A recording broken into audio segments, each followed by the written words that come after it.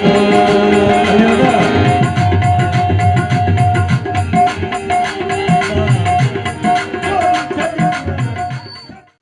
सां तालुक़ रखंदड़ सिंध जे सूफ़ी रागी अली मुराद जतोई जी यादि में सूफ़ी रागी मेलो मुनक़िद कयो वियो। कुझु दोस्त चवंदा हुआ त स्टूडियो त खोलियो त इहो पर हिते कीअं हलंदो, हिते न फ़नकार ईंदा न कुझु, जे फ़नकार जी असांजी कहिड़ी ज़रूरत आहे, असां पाण वेठा आहियूं।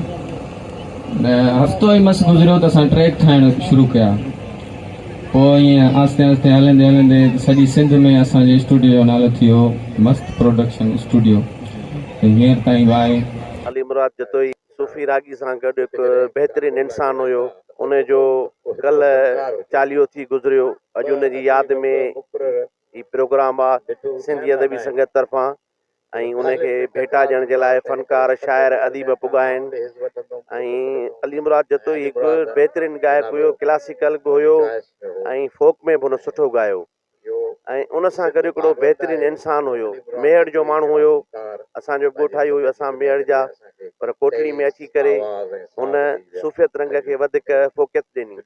सिंध जे सूफ़ी रागी रत जो रिश्तो क्लासिकल गायक उस्ताद मोहम्मद यूसुफ शागिर्द अली मुराद जतोई जंहिं कोटड़ी जे फिज़ाउन में, मेहड़ शहर जे फिज़ाउन में, सॼी सिंध में हुन पंहिंजा गीत ॻाया।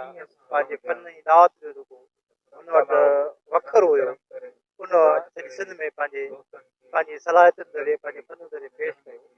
उहो अचानक असां खां विछड़ी वियो। अॼु हुनजो चालीहो आहे। चालीह जी तकरीब में हुनखे यादुनि खे जेको आहे ख़ूबसूरत बणाइण लाइ, उन यादि खे जेको आहे सदाईं लाइ जेको आहे अमर करण लाइ मुनफ़रद ऐं सुठियाणी तकरीब, चालीह जी तकरीब ॾाढे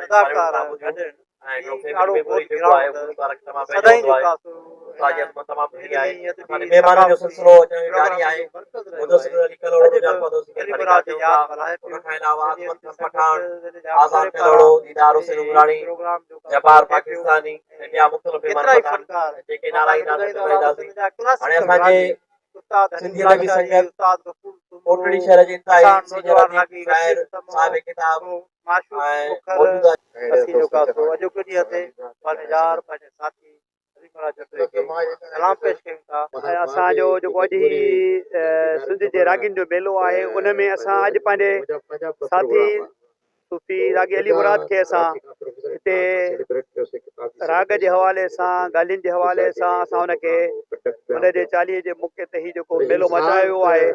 असांजे सिंधी अदबी संगत ज़िले जामशोरे अली बाबा आर्ट काउंसिल, असां हिते सभु रागी गॾु थी करे हुनखे भेटा पेश कयूं था। अली मुराद जतोई यादि में प्रोग्राम करे रहिया आहियूं। अली मुराद जतोई पंहिंजे फन में कमाल हो। जेॾो सुठो फनकार हो, तेॾो सुठो इंसान हो, नौजवान हो। अल्लाह साईं हुनखे जन्नत फिरदौस में जॻह ॾींदो।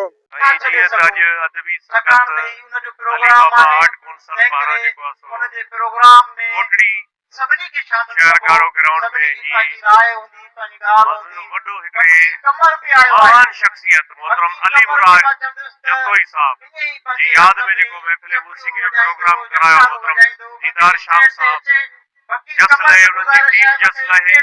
अली मुराद जो सही तमामु घणो कमु थियल आहे। सॼी दुनिया खां वठी हुन सुहिणा सिंध खे गीत ॾिना, जीतल सिंध जा क़ौमी गीत बि ॻाया।